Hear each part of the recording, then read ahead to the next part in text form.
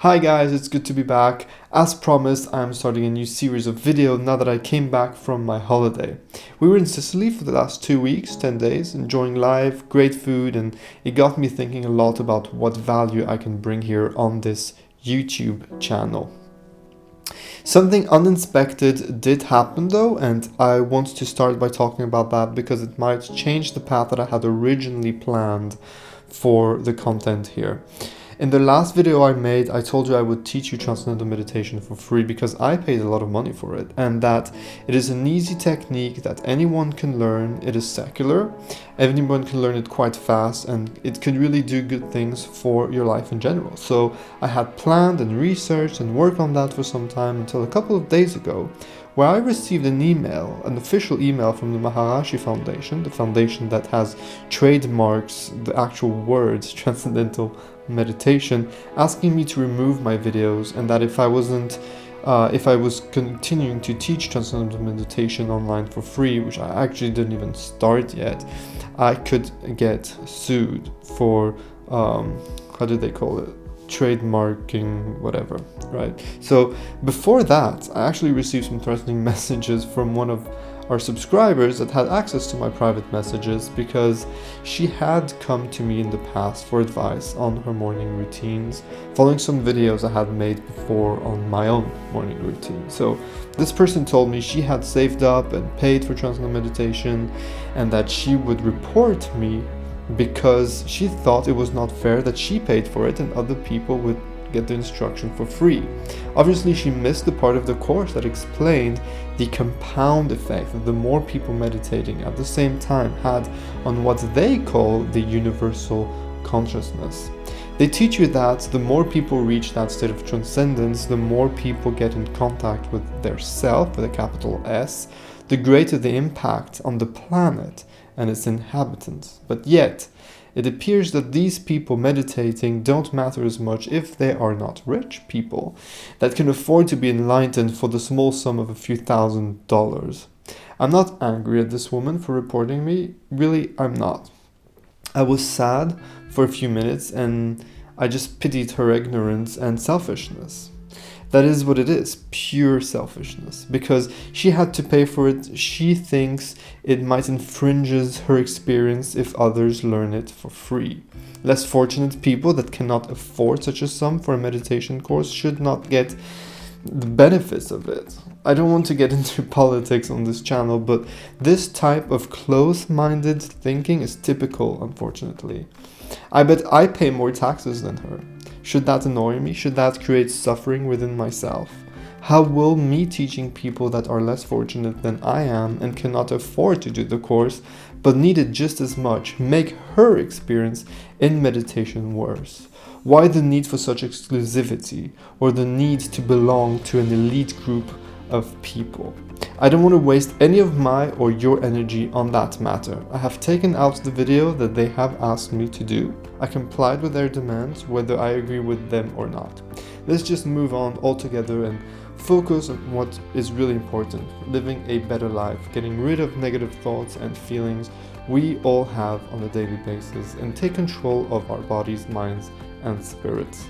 So really don't worry about it. I will teach you another form of meditation that will have the same, if not better, impact on your lives, that is free to learn, and that you are free to transmit to your fellow human beings, close ones, and strangers too. Of course, for legal reasons, I must point out that it is not Transcendental meditation and it is not derived from Transcendental meditation, but my own form of meditation that I have put in place with a bundle of different techniques that I have accumulated throughout the years. Apparently, they have trademarked the words Transcendental meditation as well as the word transcendence. It seems a bit strange for me because it's in the dictionary, but in any case, I won't be using it, not only for legal reasons, because I also think that we can find a better way to define what it is we are actually looking for. All this strangeness is added because you can read so much on Transcendental meditation from books, such as this one here, for example, Transcendence. I have a number of books on Transcendental meditation. This is by Norman Rosenthal, and you can find a lot of articles online also There are many resources out there to learn what transcendental meditation is, and a little bit on the technique. Obviously, you don't get the instruction, but yeah, I find it's a bit weird because most of what transcendental meditation is explained within those books. So I'm now a little bit skeptic and wonder if they are not used as marketing tools, as most of the authors are part of the foundations, and also these books explain mostly the benefits of transcendental meditation. It doesn't actually explain to you how to practice it. So although they do tell you what it is, which is nothing else than a mantra-based meditation, so you get your secret mantra, which that is actually not so secret because you can find everything online. You repeat it and repeat it until it's in the back of your mind and you get into the state that you're looking for. That much is not secret at all, so I'm not risking anything here. You can read about it in those books and in articles online. So why is this video titled "Is Transcendental Meditation a Scam?" I have thought so much about it. In the first videos I made on my journey in transcendental meditation, I explained to you that it is not a scam, that it is a legitimate technique, which it is, that needs to be taught by a certified teacher, and I understand that. In the space of 4 days, etc., I told you my experience with it. Did my opinion change because of what happened last week? Because I feel I need to mention, for legal reasons again, that these are in fact just my opinions, not the opinions of anybody else. It is not the truth. I don't hold the truth, so only my opinions. And I do want to add that their opinions on universal truth is their opinions only too, because there is no such thing as a universal truth. So yes and no, it did impact my opinion on transcendental meditation, but I had been thinking a lot about it previously, obviously. This is one of the reasons why I started wanting to teach transcendental meditation for free in the first place, because I thought there's nothing secret to it, and it should be accessible by anyone. It is a very simple mantra-based meditation, and I didn't understand why it couldn't be taught freely. Again, in books such as this one or others that I can link below if you want, a lot is explained on transcendental meditation, and you can get them for like 10-15 euros. It does show you mostly the value that you get from the technique and not the actual technique, but you can learn a lot of it on those books also. In fact, the 4th day of your instruction is mostly marketing for other more expansive courses.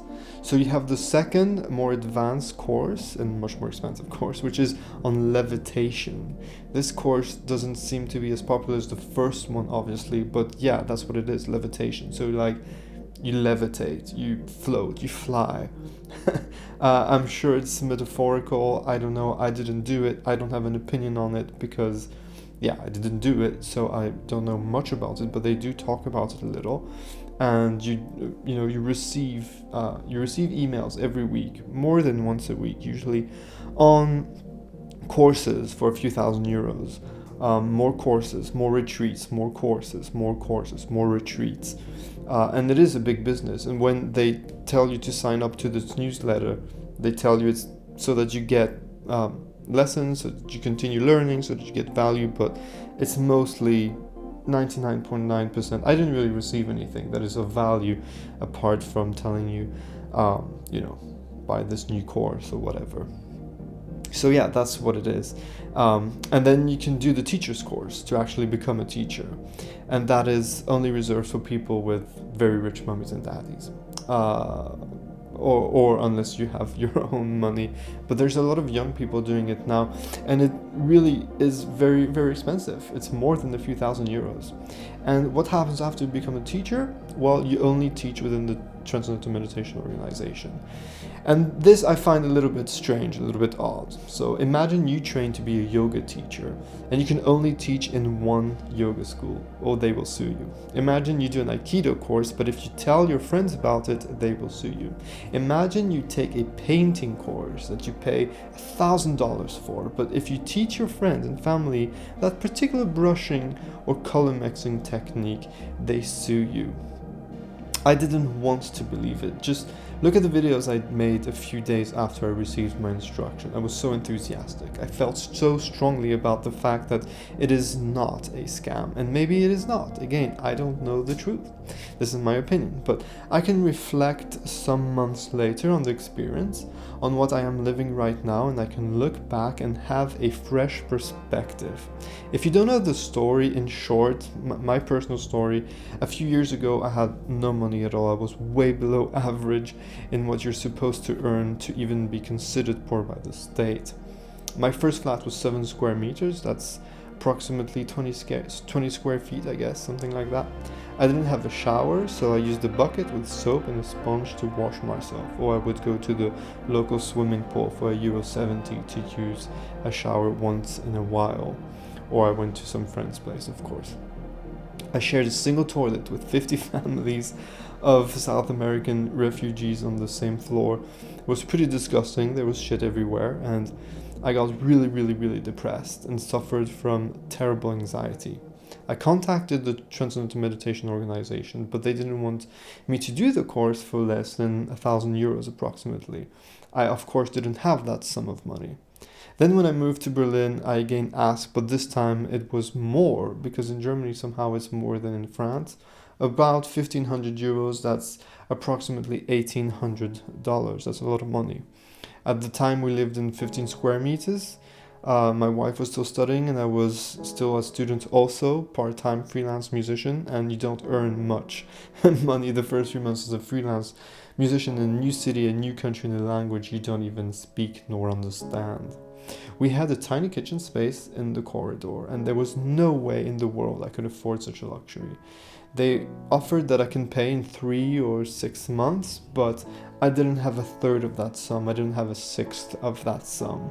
And I was not about to go into debt or borrow money at the bank or whatnot to do such a thing. There was absolutely no way. Years later, last December, in fact, December 2018, I went into a very dark spiral of depression. It's over now, so I can smile about it, but my marriage was in danger, big danger, and my body was completely shutting down. So the doctor gave me 2 weeks and told me, you need to rest. I couldn't eat, I couldn't sleep, and I started having fevers and whatnot. So I decided to go to my sister's place in London. I went directly from the doctor to the airport and just flew there. And I decided to give Transcendental Meditation another shot. So I went and I took the course. By then, my career is well underway and I'm earning a very good living now. So I can afford it, and I didn't even think twice or blinked when I handed over my credit card. I did the first 4 days of the course. Most of the rest of the time in between the lessons, I would sit in huge crowds, in the busiest parts of the city of London. Somehow I found that terribly relaxing. My mind was floating, and the rest of the time I was just sleeping. I was absolutely exhausted doing it. And the teacher told me that it was the first time I actually allowed myself to rest, which is probably true. And following the course, I meditated 20 minutes every day, twice. So that's 40 minutes a day, twice a day. It helped, and it did help. It helped a lot. After some weeks, I was already feeling a difference, and after some months, I pulled myself back together. My marriage is healed, as well as my mind. To a certain point, my thoughts starting to lighten up, and I went on with my life. Needless to say that I credited all this goodness to Transcendental Meditation and felt very strongly about it. I continued practicing, not twice a day every day, but as much as I could. On a typical day, I meditate first thing in the morning, a bit before 4 a.m. I started to reflect on the other ways I could get in that state that felt so good. Playing music for one thing, free improvised music most of all, has brought me in the state of transcendence in the past, much before I did the course, and enabled me to stop time. What I mean by stopping time, I mean 2 minutes. It felt like 2 minutes, but it was actually like 20 or 30 minutes playing in real life time. I got in this state also when I was singing a tune in my head back in the time when I was really suffering terrible anxiety. I would just repeat a song, an instrumental song, Caravan by Duke Ellington, over and over and over in my mind, until I felt a little bit better. It's an instrumental song, so there's no words, just sound, and I could really hear the sound. Very good at memorizing tunes and music. And I would repeat it until I was better. I would repeat it until I was calm, until my heartbeat was back down to normal speed. That was years before I ever heard of anything like meditation. In fact, I didn't even know what meditation was or was about. I started realizing recently that there were many, many different ways for me to get into that state, that transcendental meditation affirmed was the only technique to get there, but I had gotten there before in the past, and somehow I forgot about it. Maybe I forgot about it because I spent so much money on that particular technique that I thought this was the only one.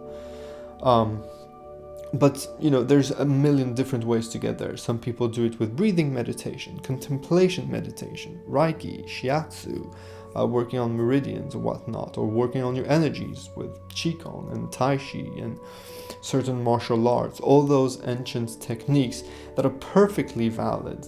And you don't have to pay thousands of euros to an organization that will sue you if you share the technique that they claim can make the world a better place. I mean, come on, let's be pragmatic here. A secret organization that charges you a lot of money for a secret to enlightenment. How does that sound to you? I'm not saying it's a cult.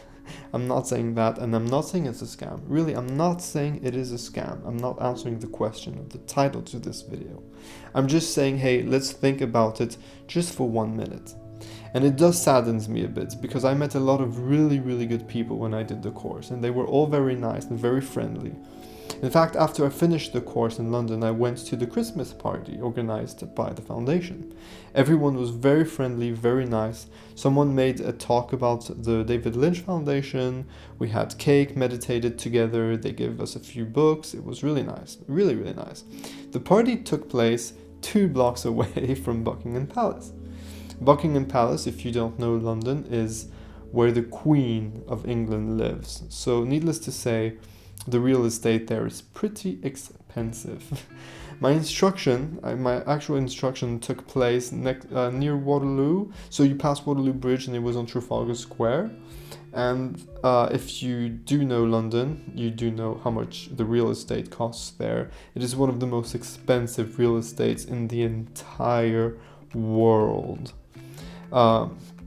And during the party, they were actually talking about buying a new place for the organization. And I thought it was wonderful. I thought it was so cool.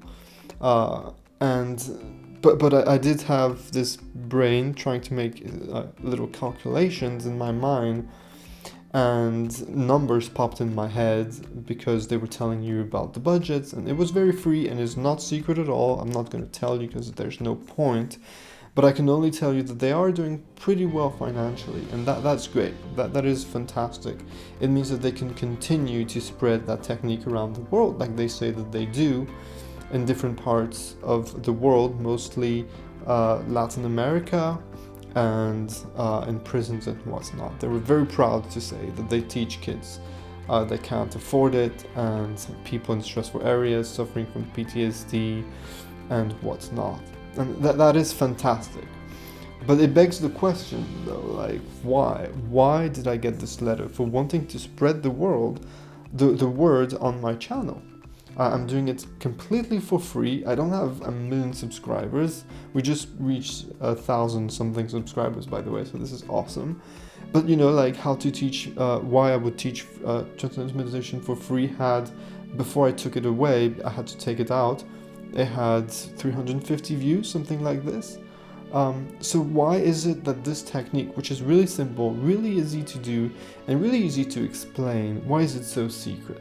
And if it can heal the world, why not spread it to every single soul we can reach, any one of us? If my audience is 1,000 people on YouTube, why can't I try reaching 1,000 people and telling them, look, this technique can heal you, yourself, your soul, your mind, your spirit, and also the people around you. Why?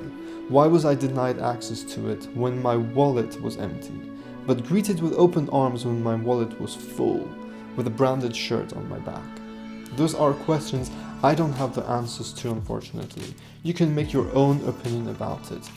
The only thing that I know is that I would like to continue to make videos to help people. And if I can't do it with trance meditation, I will do it with some other ways. I have some other meditations that are just as good, just as valid, and that will really help you. We will start in the next video.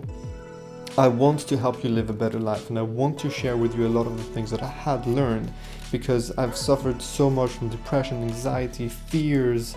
I've read so many books and tried different techniques that I do have things that I can teach you, and simplify your life so that you have a better life, And I don't want to waste my energy anymore battling with these people. I will teach you alternatives.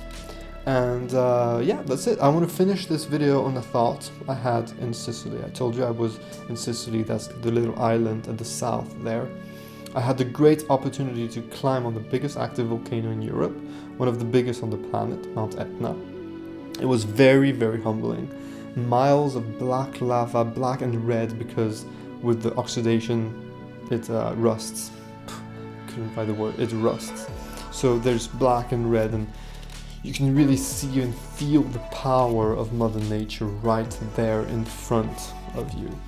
Then I went to the Stromboli Island. 2 days before my visit there was the biggest explosion of that volcano in 100 years. 200 meters high was the explosion of lava. Unfortunately, someone did lose his life. I was fortunate enough to see some smaller explosions, but it made me think a lot. There are things that we cannot control.